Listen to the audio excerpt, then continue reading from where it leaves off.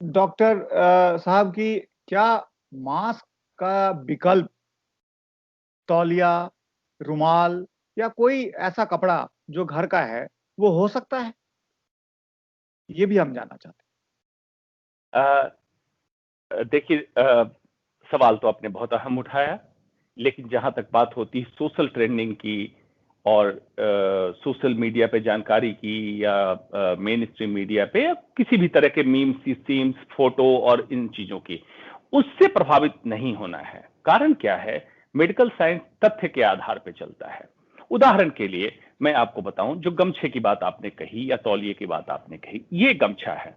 इसको आमतौर पे लोग इसी तरह से इस्तेमाल करते हैं, जैसे इस गमछे को लिया और यहाँ पे रखा और इस तरह से इस्तेमाल कर लिया।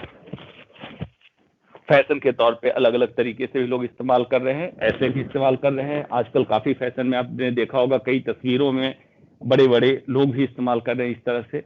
अब आपने इस तरह से इस्तेमाल कर लिया, जहां पे आपने हटाया, ये गमछा जब हट गया, हटने के बाद आपको पता नहीं चलेगा कि कौन सा सतह आपके नाक के ऊपर था, कौन सा सतह बाहर बाहर की तरफ था।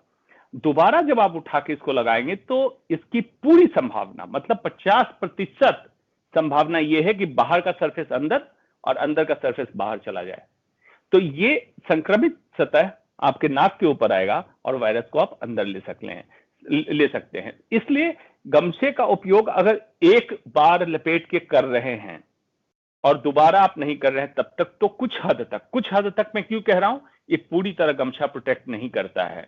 मैंने कहा ये एरिया आपका सील होना चाहिए, और सील होने के साथ साथ इससे ब्रीदेबल फाइबर, मतलब ये कपड़ा ऐसा होना चाहिए ब्रीदेबल, मतलब इससे हवा इसके थ्रू अंदर आए और आप सांस लें, और जब छोड़े तो ये ब्रीदेबल हो। गमछे में ये क्वालिटी नहीं है। गमछा सारे वायरस को फिल्टर कर दे, ऐसा नहीं हो सकता है। तो दो वजह से, एक सतह का संक्रमण और दूसरा वायरस का फिल्ट्रेशन, दोनों शक्ति की कमी होने के कारण गमछा मास्क का सब्स्टिट्यूट नहीं हो सकता है। हाँ, ये जरूर है, हर इंसान को मेडिकल मास्क की जरूरत नहीं होती है।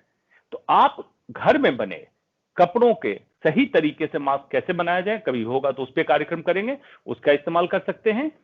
कुछ commercially available non medical mask हैं जो आप धो के इस्तेमाल करते हैं, जिसको रीयूजेबल मास्क कहते हैं, उसका भी कर सकते हैं।